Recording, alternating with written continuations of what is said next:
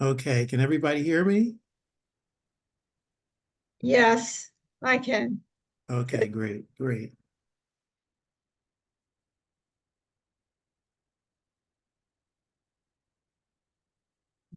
Yeah, just give me 1 second.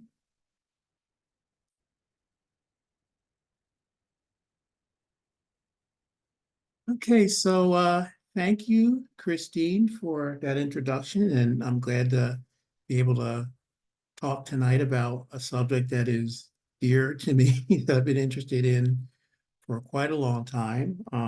I first got interested in this subject when I was working many years ago at the Academy of Natural Sciences Museum in Philadelphia. When I would walk to work, I would often see dead birds on the sidewalk downtown Philadelphia, and got interested in like why they were there.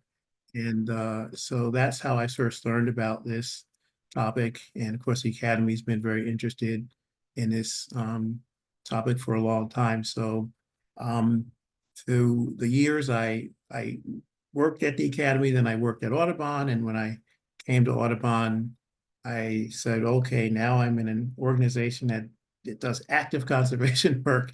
So I'm hopefully going to be in a position to actually maybe address this problem. So fortunately, I have been able to. So I'm going to talk tonight, of course, about this problem of birds colliding with buildings, which is a problem that most people in the birding community, and certainly I would assume that most of you are aware of. It's certainly something that's been talked about more and more in recent decades. And it's become a problem now that many people outside the birding community have even started to become aware of in recent years. But it's actually a problem that first began to be observed here in the United States almost 200 years ago. And since that time, our understanding of why and how birds collide with buildings has grown, but it's grown rather slowly. And the reason why our understanding has grown slowly is because the two main things that cause birds to collide with buildings are things that didn't really become widespread until the 20th century, and in particular, the latter part of the 20th century.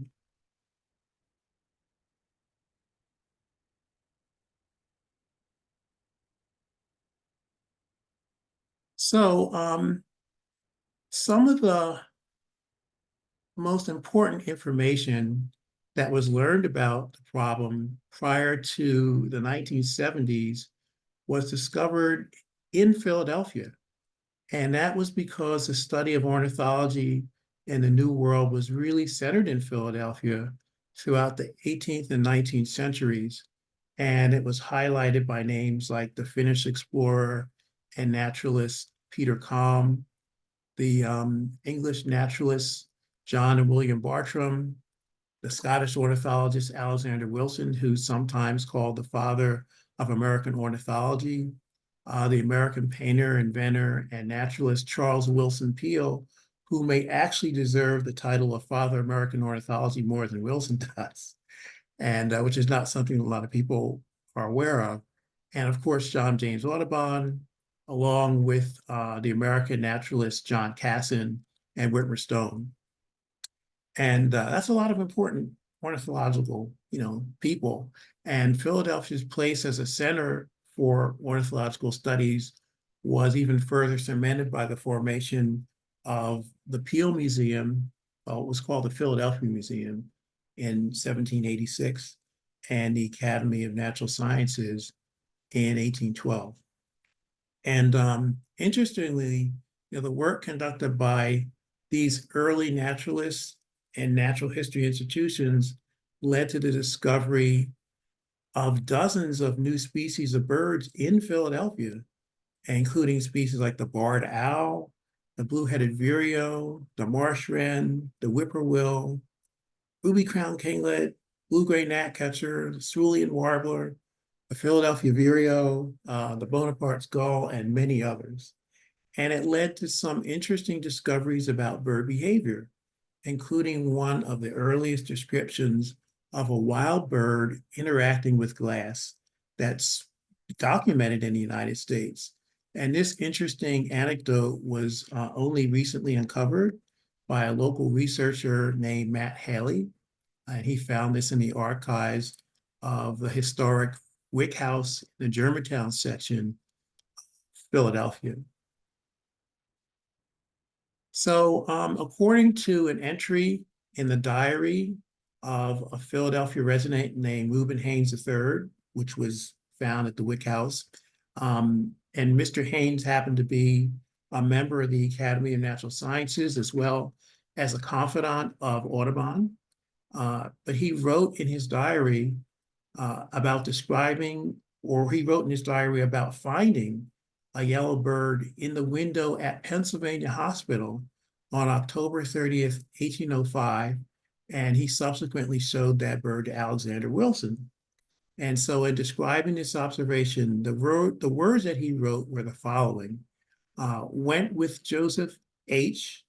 to the Penn Hospital in the garden and greenhouse, caught a yellow bird in the window of, you can't read whatever it was there, put it in my hat and took it to Benjamin Marshall's, let it fly about the room, took it to Alexander Wilson's after letting the children see it, set it at liberty, stayed to tea. This is all back in 1805, so it's quite a long time ago. So while this observation appears to indicate that wild birds were interacting with glass in problematic ways during the early part of the 19th century, the first bona fide report of a bird colliding with glass in the US didn't occur until 1834, when Thomas Nuttall published a report in his Manual of Ornithology of a sharp-shinned hawk that had crashed through two panes of glass in a greenhouse at the Cambridge Botanic Garden, only to be stopped by a third pane. And Philadelphia's own John Townsend described 5 fatal collisions with glass, all involving yellow-billed cuckoos. And Townsend attributed these collisions, which he described as tragedies, to what he believed to be abnormal, incompetent, and self-destructive behavior on the part of the individuals involved, and behavior contrary to that of most other birds. But Townsend's conclusion reveals that most people then had yet to recognize that birds could collide with glass simply because they can be easily fooled by the reflective and transparent qualities of glass. So Philadelphia's position as a center for ornithological studies would also lead to the formation of the Delaware Valley Ornithological Club in 1890, which is the oldest continuously operating bird club in the country. And during its formative years, the DVOC happened to take a special interest in documenting the migration patterns of birds in the Philadelphia region, as well as the occurrence of birds within the urban core of the city, a topic they call city ornithology. And having these two interests allowed the DVOC to begin documenting the second reason why birds collide with buildings, and that was the effect of artificial light on birds migrating at night. So the first example that appears to have been documented of a bird colliding with a building in Philadelphia because of artificial light occurred in August of 1897, when a soarer, which for anyone who might not know, is a type of marsh bird in the rail family. The soarer was found dead at City Hall Tower on August the 28th, almost 2 months after the lights on the newly constructed tower had been turned on for the very first time on July 4th of that year. So we're in 1897, 2 months after they started lighting the tower at City Hall. They found this soarer there. And the person who found the soarer wondered why such an unusual bird would have come all the way to the tower to die, and reported the findings to the Evening Bulletin. And for anyone who may not be familiar with the Bulletin, it was one of Philadelphia's main newspapers from 1847 to 1982. So the Bulletin subsequently published a story about the rail, which allowed the discovery to come to the attention of the DVOC. And the DVOC subsequently arranged to have City Hall's chief electrician, a man ironically called Mr. Slaughter, to begin monitoring the tower along with adjacent sections of the building for dead and injured birds throughout the spring and the fall when birds were migrating through the region. And in addition to collecting these dead and injured birds, Mr. Slaughter and his staff also documented the weather conditions associated with each collision event. And altogether, this work constituted what appears to have been the first bird collision monitoring study ever conducted in North America. So between 1897 and 1899, 527 birds involving 56 species were documented colliding with City Hall Tower, but 452 of those birds, or 86% of them, were found during just one 9-week period between August 23rd and October 31st of 1899.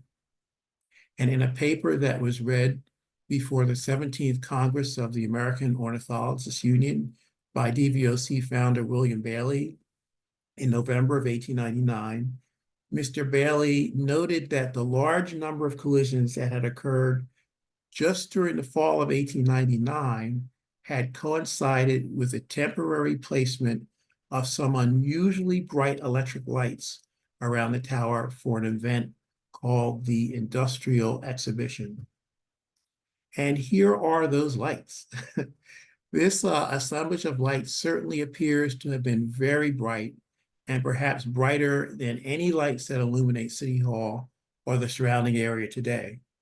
And of the large number of collisions that have been recorded during the time the lights were present, Mr. Bailey wrote, and I'm quoting now, "Special illumination on the tower and several very stormy nights were responsible for the unusual numbers." So that's what he had to say about it. So by 1899, the DVOC had already used monitoring to figure out two fundamental facts about bird collisions. First, artificial light at night can cause nocturnally migrating birds to fly into buildings.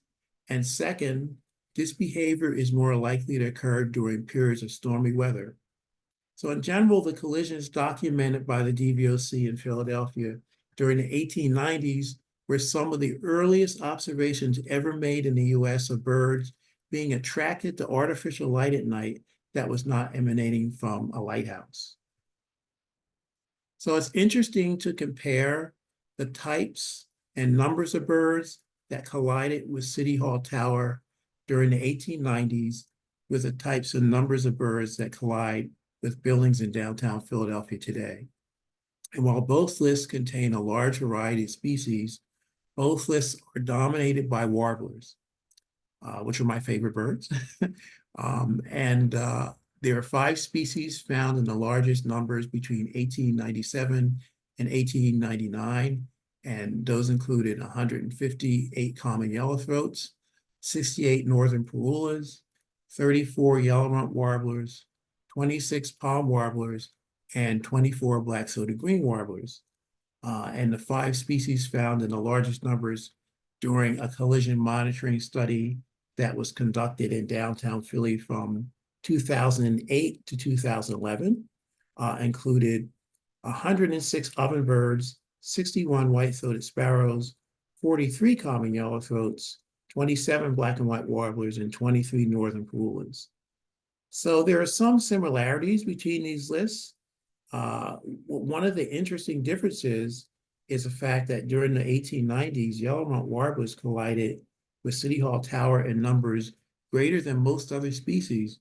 But in recent years, this species has rarely been recorded colliding with buildings in a downtown area, despite the fact that during migration, as many of you know, it occurs in Philadelphia in larger numbers than most other species of warblers.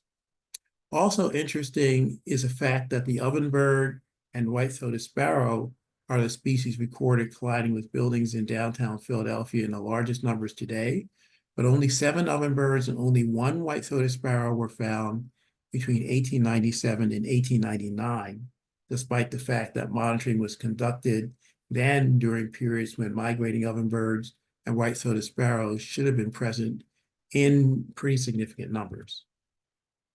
So reports from City Hall published by the DVOC between 1901 and 1903 indicate that collisions continued to occur there on a regular basis throughout the spring and the fall. And several new species were found during this period, including an American robin and a blue jay. And these were considered noteworthy finds at the time because neither of those species was thought to migrate at night then. But one of the things that bird collision monitoring has demonstrated over the years is that some species that were thought to only migrate during the day can also migrate at night, and some species believed to be non-migratory actually exhibit some migratory behavior. But I'll talk a little bit more about that later.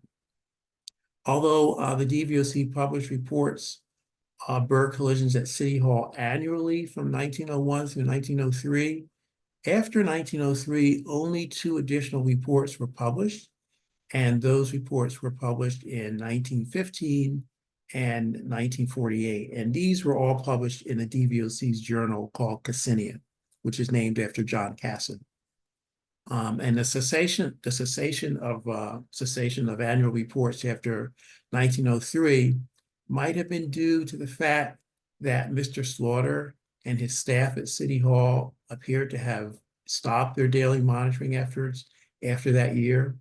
But in an article published in the Philadelphia Ledger newspaper in 1904, Mr. Slaughter was quoted as having said that almost 2,000 birds have been found dead at the tower since 1897, and that of the thousands of birds that pass close to the lights, only a few actually strike the building. So the DVOC report published in 1915 included details about a major collision event that had occurred at City Hall that year on the night of May 21st, 22nd. And it also included details about major collision events that had occurred that year on October 17th and 18th, as well as a collision event that had occurred a decade earlier on August 28th, 1905. And according to the report's author, Delos Culver, the scene on May 22nd was appalling. So this is May 22nd, 1915. And at that scene, dead and injured birds were found lying everywhere on the roof of City Hall, around the tower, and in the courts and walkways below the tower. And although 320 birds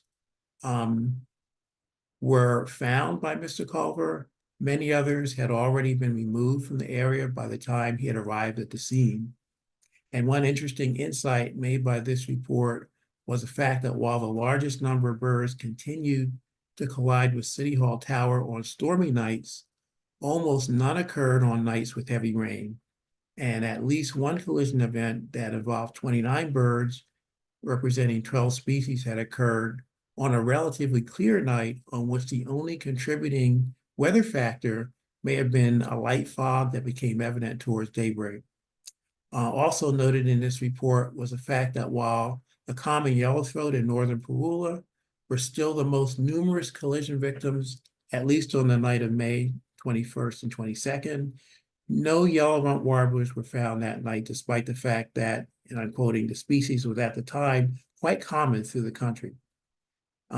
Despite this explanation, May 21st is usually a date by which yellow-rumped warblers have all but completed their passage through the Philadelphia area today. So this statement might indicate that yellow-rumped warblers migrated through the Philadelphia area a bit later in the spring, 100 years ago, than they do today.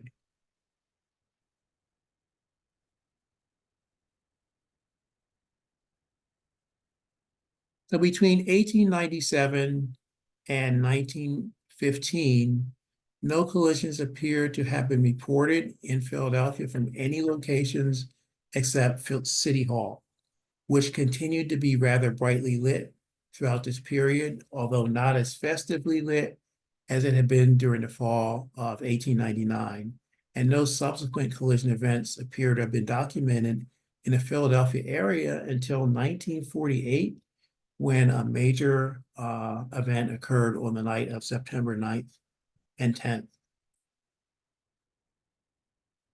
So the 1948 event was not only the first collision event to be documented in Philadelphia after 1915, but it was the first time that birds had been documented colliding with a building other than City Hall. And according to separate articles published by the DVOC in their journal Cassinia and the Philadelphia Inquirer, on the morning of September 10th, hundreds of dead and dying birds were found around the PSFS bank building and on its roof, and dozens of disoriented birds had also flown inside of City Hall through an open window on the fourth floor, and some of those birds had made their way up even higher floors. So construction of the PSFS building had been completed in 1932, and the postcard from that period shown in this slide illustrates how close the PSFS building, which you can see on the left side of the image, is located to City Hall, which continued to be brightly lit at night, even in the 1930s. And of course, PSFS stands for Philadelphia Savings Fund Society. So the event in 1948 was attributed to a large weather system that had produced fog so widespread and so dense that it had grounded planes in a number of cities along the East Coast. And in addition to Philadelphia, thousands of migrating birds were also reported to have collided that night with the tallest buildings in New York City and Baltimore, Washington, D.C., and Nashville, Tennessee. And Quentin Kramer, who wrote an article about the event that was published by the DVOC, specifically attributed the event to what he called beacon lights at the top of the tallest buildings in each of these cities, which he believed attracted the birds during the overcast conditions. And he went on to say, and I'm quoting him, "The birds died due to a rare combination of season, wind, cloud, and man-made illumination." And he also stated that uncounted numbers of birds had already been collected from the roof of the PSFS building and discarded by maintenance workers before anyone from the DVOC had gotten there to examine them. But the club did manage to salvage 206 birds, of which the most numerous species were 59 magnolia warblers, 26 American redstarts, 23 black and white warblers, 20 ovenbirds, 15 common yellowthroats, 13 black-throated blue warblers, and 11 chestnut-sided warblers. So all those are warblers. The only birds salvaged by the DVOC that were not warblers were 8 red-eyed vireos, 2 yellow-bellied flycatchers, and a single scarlet tanager. So the other article about the event that was published by the Philadelphia Inquirer actually discussed several other hypotheses about why the tragedy may have occurred. And they included discussions of intense heat emanating from the building lights, maybe killing the birds, radioactivity, or even food poisoning that may have been the cause. But in the end, both the Inquirer and DVOC articles concluded that the fog and the artificial light at night were the most likely causes of the tragedy. And while the DVOC article referenced several other events in North America in which large numbers of birds had perished in a single day from cold or other natural causes, neither the DVOC article or the Inquirer article made any reference to the mass collision events that had previously been documented in Philadelphia, and why none of the people who contributed to these articles, including staff of the Philadelphia Zoo, the Academy of Natural Sciences, the DVOC, and other organizations, appear to have been aware of the mass collisions that had previously been documented in Philadelphia is unclear. But this speaks to the fact that prior to the 1970s, there weren't really any experts that could properly interpret these types of events from a historical perspective. But during the second half of the 20th century, the collision problem would finally begin to be better understood and recognized in more locations. And this change was due in part to the fact that collisions caused by glass began to increase as glass began to be used in larger amounts to cover the facades of new buildings. And it was also due to the pioneering research conducted right here in southeastern Pennsylvania by Dr. Daniel Clem at Muhlenberg College beginning in the 1970s. And Dr. Clem's research finally provided a firm scientific basis for understanding the problem. And Dr. Clem also began to place what we know about collisions in its historic perspective. So today, the problem of birds colliding with buildings continues, unfortunately, to escalate as the amount of glass and artificial light at night that birds are exposed to continues to increase. And even though architects and planners have become more and more aware of the problem in recent years, most of the new buildings constructed today continue to be designed in ways that will cause birds to fly into them. And this is partly because the cost of using bird-friendly materials to construct a building are considered to be prohibitive, and because architects have an aesthetic preference to clad buildings with glass that is completely clear and to avoid glass that has any visible patterns in it that could nevertheless prevent collisions from occurring. So it's now estimated that 365 million to 1 billion birds die in the US each year because of collisions with buildings. And a recent report which stated that the number of birds in North America had declined by 1/3 since 1970, attributed part of that overall decline to these collisions. In fact, when you look at all the major sources of bird mortality that are caused by humans, birds colliding with buildings is near the top of the list, at least in the United States, along with predation from domestic cats, which is estimated to kill over 2.4 billion birds in the US each year. But some of the birds that cats are able to capture include birds that have already been injured or stunned because of a collision. So for many years, the work to address the bird collision problem in Philadelphia was only being conducted by the Academy of Natural Sciences, which continued to incorporate specimens of birds that have been killed by collisions into its research collection, further enhancing what we know about which species were colliding with buildings, where collisions were occurring locally, when they were occurring, and how they varied by age and sex. But in 2006, additional work to address the problem began when the Conservation Department of the Philadelphia Zoo asked Audubon, Pennsylvania, and the Academy to collaborate on initiating a Lights Out program in Philadelphia. And Lights Out programs are, of course, programs in which buildings voluntarily turn off external and internal lighting at night in order to prevent nocturnally migrating birds from flying into those buildings. And that first attempt to bring a Lights Out program to Philadelphia was unfortunately not successful because the building owners and managers that were asked to participate felt that before they could participate, they needed more information about the extent of the collision problem at the buildings they owned and operated than we were able to provide them at the time. So in response to this need, Audubon, the zoo, and the Academy conducted a formal collision monitoring study at 2 locations in the downtown Philly area from 2008 through 2011. And one location was on the west side of Broad Street, which covered about 3.5 square blocks, and it included many buildings that are owned and managed by people that we had invited to participate in Lights Out. And the other location, which was located 2 miles to the northeast, included the main campus of Temple University.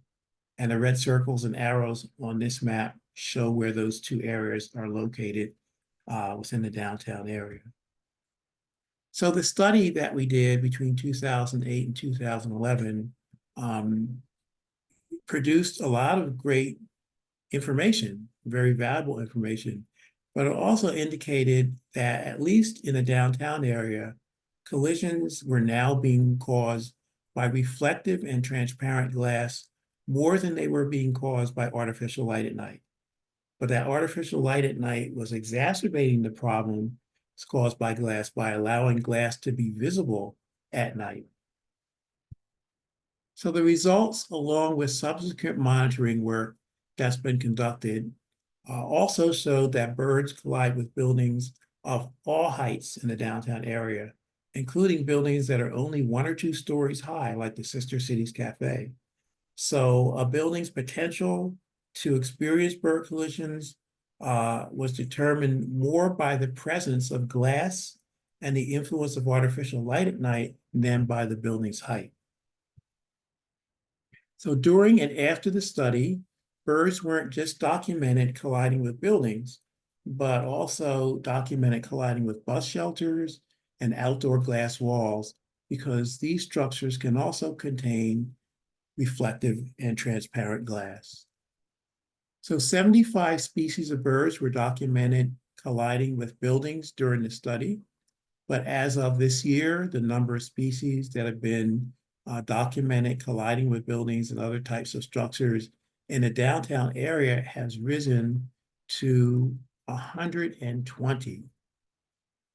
And that number, unfortunately, is going to continue to rise in future years.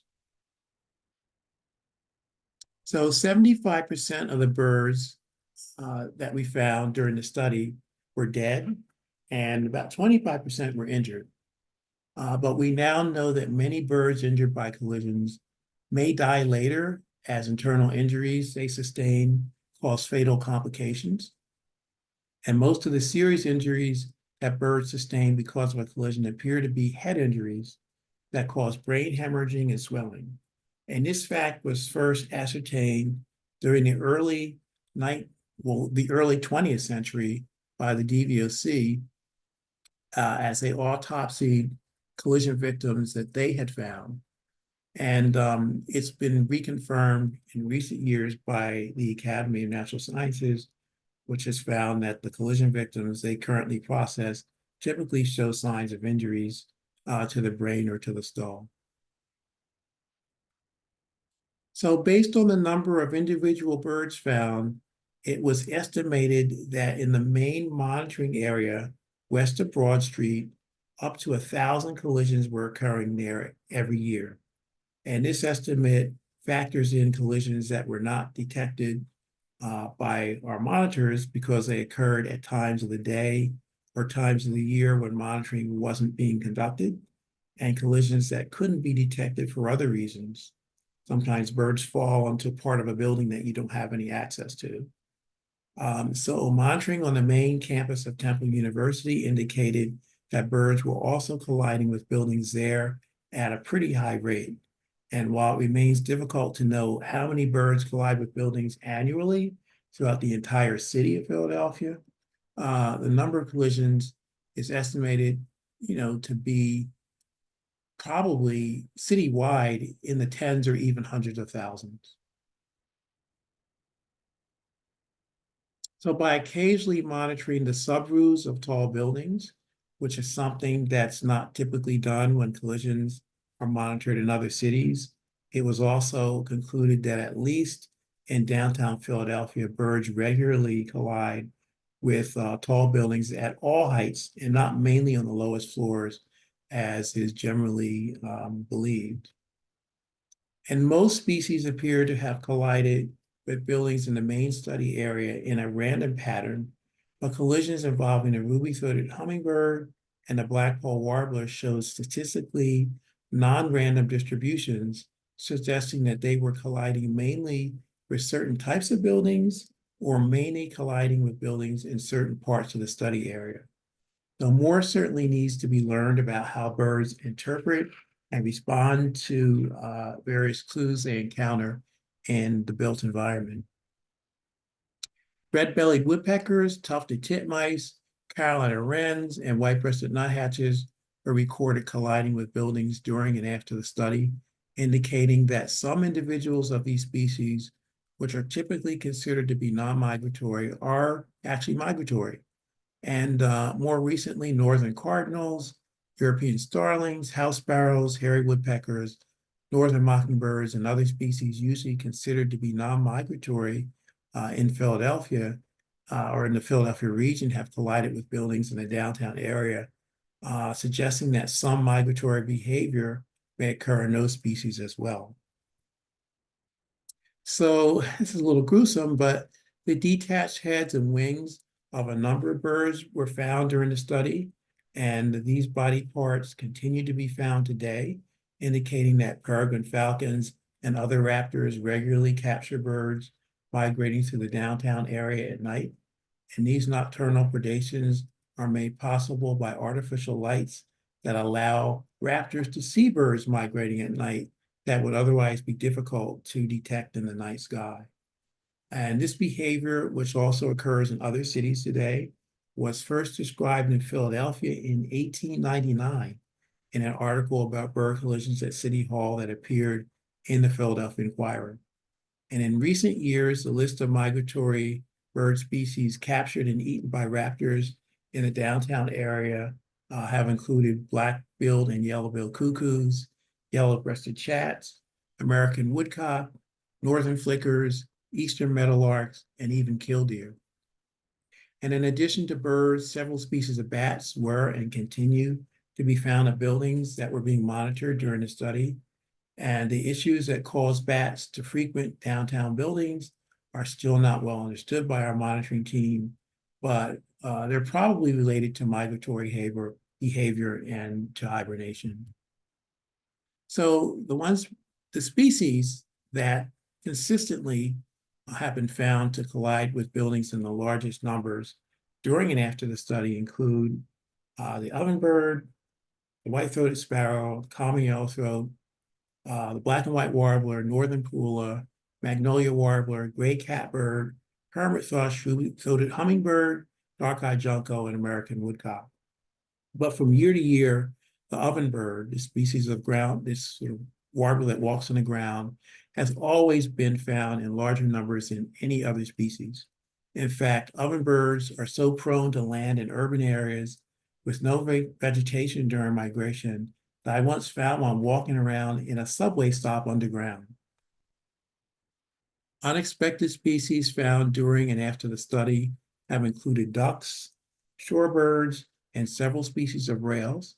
And of these unexpected species, two of the most amazing finds included 2 wild turkeys and a yellow rail.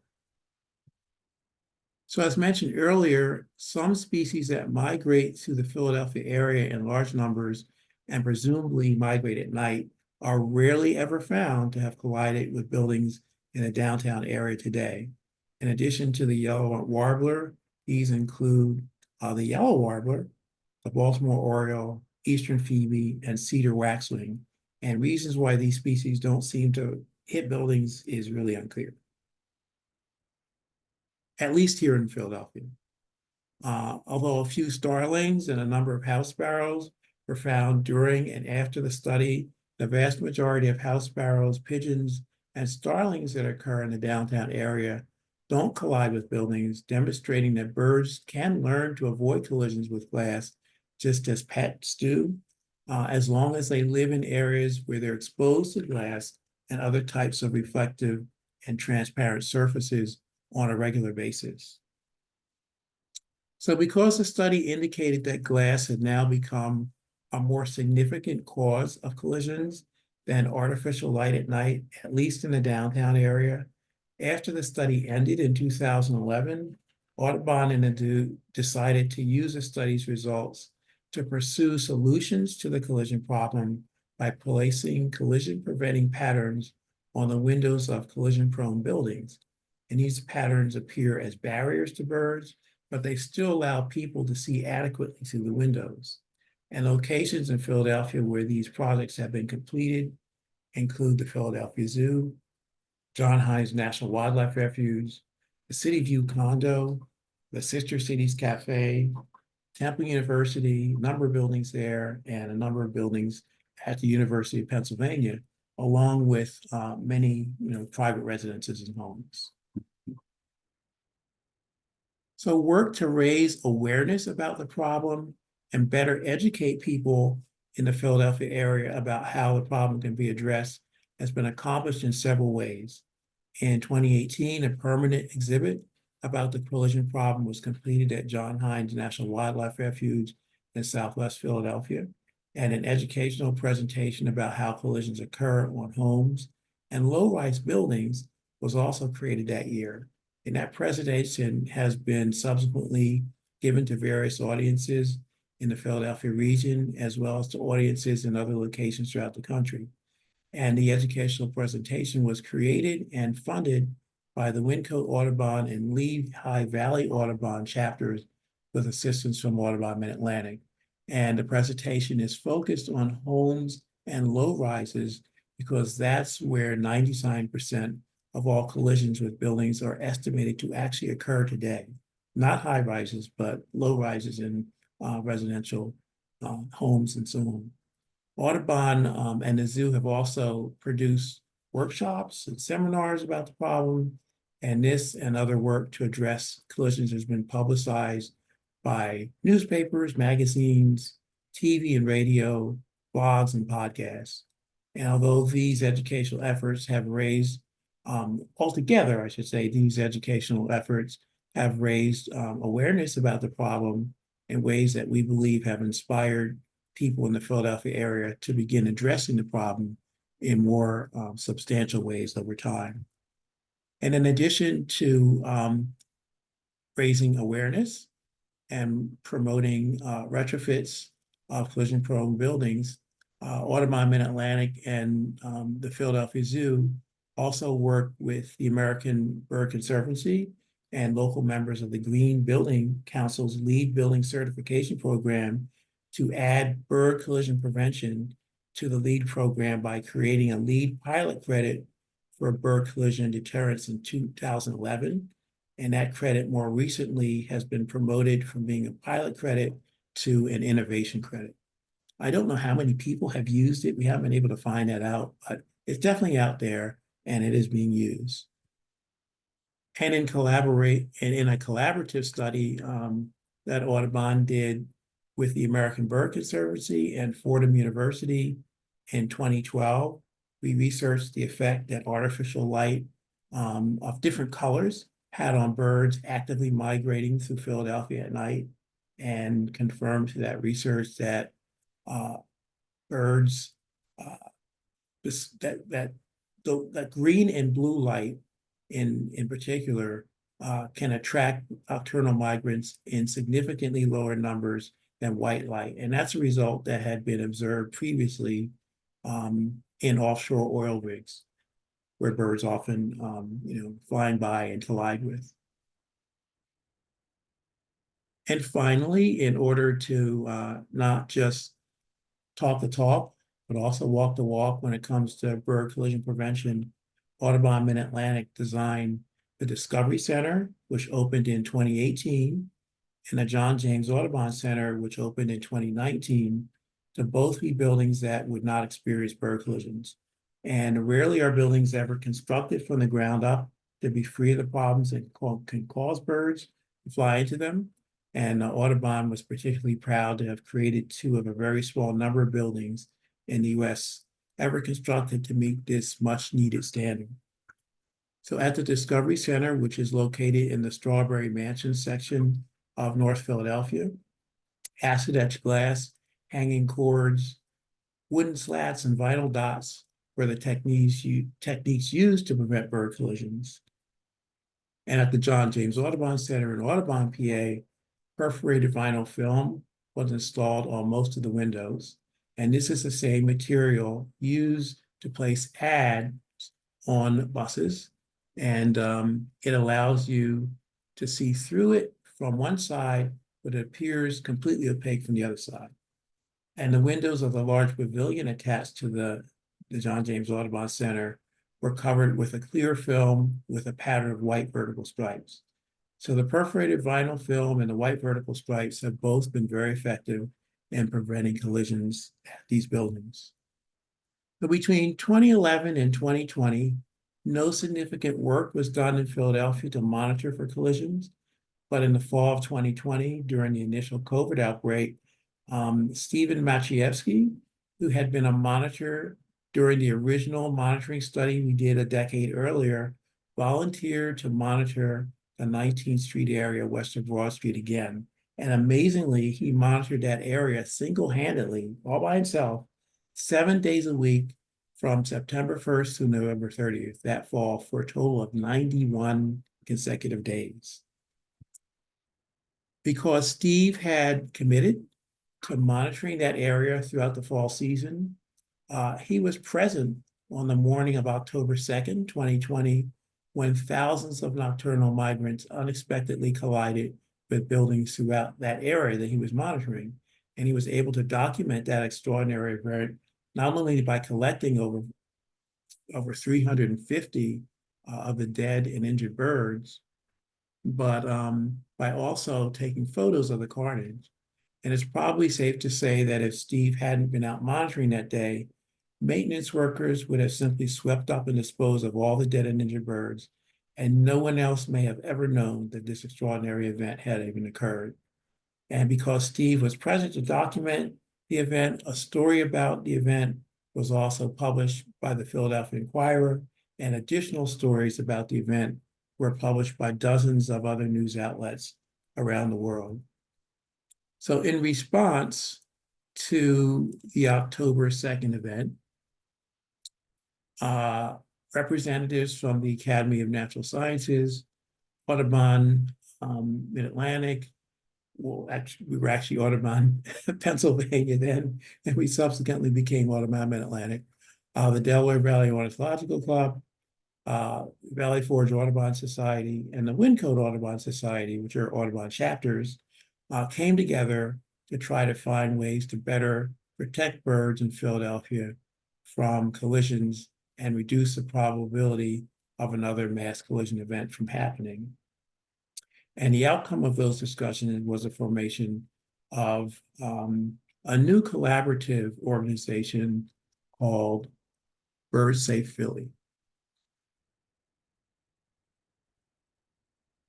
So as its first official act, Bird Safe Philly wrote an op-ed that was published by the Inquirer that advocated for a lights out program to be created because even though most collisions in the downtown area appear to now be caused by glass, artificial light at night continues to cause a percentage of these collisions.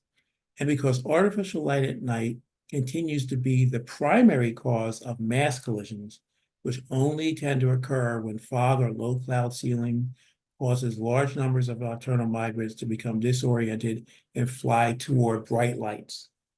So Bird Safe Philly then initiated Philadelphia's first Lights Out program during the spring of 2021, and the program began with broad participation from members of the Philadelphia business community, including Comcast, PECO, the Philadelphia Building Owners and Managers Association, Brandywine Realty, Liberty Property Trust, and the Building Industry Association.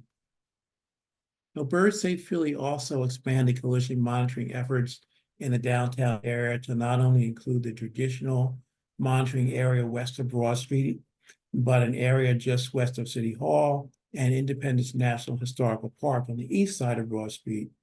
And Bird Safe Philly then created a page on the popular iNaturalist website where anyone that finds a bird that may have collided with a building in Philadelphia or the surrounding counties can document that collision, allowing us to learn more about the extent of bird collisions in the Philadelphia area. And this page complements some other projects on iNaturalist designed to document bird collisions at specific locations in Philadelphia, like the University of Pennsylvania. And finally, Philadelphia City Council issued a proclamation in support of a Lights Out program in April of 2021. And while birds continue to collide with buildings throughout the Philadelphia area in the future, For the first time ever, a coordinated effort has begun to address the problem in significant ways that will also make it possible for anyone interested in the problem to help do something about it. So while it may take years for the problems caused just by glass to be significantly reduced in Philadelphia, the potential for this looks brighter than at any time in the past. And the potential for another mass collision event occurring due to artificial light has also been reduced thanks to the Lights Out program. And information about all of Bird Safe Philly's work can now be found on the Bird Safe Philly website, which launched in March of 2021. So Bird Safe Philly's efforts to monitor the downtown area have been made possible by the help of a great group of volunteers who go out from 5:30 until 8 a.m. each morning throughout the spring and the fall to search for dead and injured birds, time when most of us are still asleep. And data from the monitoring work conducted after Lights Out was initiated has indicated that Lights Out is probably working to lower the number of routine collisions that occur in the downtown area. And of course, more data will be needed across additional years to help confirm this result, but the monitoring work has been a very important component of the Bird Safe Philly effort, not only to help assess the effectiveness of Lights Out, but to also provide data that might inspire additional buildings to address collisions by participating in Lights Out or by placing collision preventing patterns on their windows. Bird Safe Philly is particularly indebted to the many people that have volunteered to monitor and the many people that have volunteered to transport injured birds found during monitoring to rehab at various wildlife rehabilitation clinics in the area. And we're glad to report that the majority of injured birds that were taken to rehab so far were subsequently able to be released, but we have no information about their subsequent survival. And Bird Safe Philly would welcome anybody that may be interested in monitoring or driving birds to rehab or assisting with advocacy work, processing data, or even assisting us with management, because volunteers are an important part of all bird collision monitoring efforts, and they will be essential if the work of Bird Safe Philly is to grow in the future. So to conclude, I'd like to acknowledge the many people and organizations that have made Bird Safe Philly's work possible, including the Academy of Natural Sciences, the Delaware Valley Ornithological Club, the Schuylkill Center for Environmental Education's Wildlife Rehabilitation Clinic, Valley Forge Audubon, and particularly Wyncote Audubon, which has provided most of the financial support needed to make Bird Safe Philly's monitoring work possible. The logistical, advisory, managerial, and technical support has also been provided by a number of volunteers, including some members of the Philadelphia Building Owners and Managers Association, who have been dedicated supporters of both the monitoring and Lights Out programs. And last but not least, I'd like to again recognize the contributions of our incredible volunteer, Steve Maciejewski. Since the fall of 2020, Steve has volunteered his time every year to monitor a part of the downtown area 7 days a week throughout the spring and the fall. And he's also trained most of our other monitors and given countless interviews about his work, including 2 just yesterday, as well as helped to improve our relationship with many building managers. And we estimate that during the year, Steve walks about 1,280 miles during his monitoring work, which is a distance between Philadelphia and Key West, Florida. And it was because of Steve, of course, he had offered to monitor part of the downtown area during the fall of 2020 that we became aware of and were able to document the mass collision that occurred that fall on October 2nd, and subsequently create Bird Safe Philly and Lights Out Philly. So one person can make a huge difference in the world. And we're extremely grateful to Steve for playing the role of Abraham in the work to address bird collisions in Philadelphia. And like Abraham's descendants, I hope the results of Steve's works will continue to grow in the future.